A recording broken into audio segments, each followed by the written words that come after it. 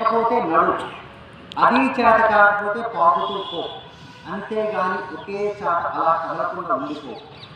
ఉద్యోగం పోయిందని, వ్యాపారం దెబ్బతిందని, స్నేహితులు ఒకడు మోసం చేశాడని, ప్రేమించిన వారు వదిలి వెళ్ళిపోయారని అలాగే ఉండిపోతే ఎలా?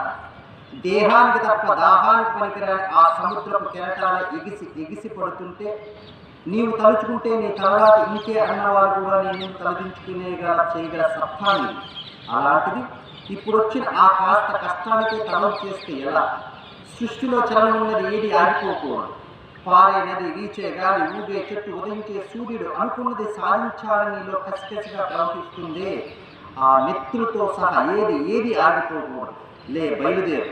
నిన్ను కదలనివ్వకుండా చేసిన ఆ మానసిక బాధల సంఖ్యలను తెంచేసుకో. పడ్డ చోటు నుండే పరుగు మొదలుపెట్టు.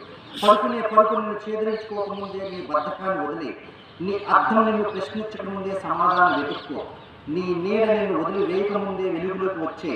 మళ్ళీ చెప్తున్నా, కన్నీళ్లు కారిస్తే కాదు, చెమటచుకుని చిందిస్తేనే చరిత్రను రాయగలని తెలుసుకో. ఇది చదివితే పదాలు, ఆచరిస్తే అస్త్రాలు. పాటిస్తే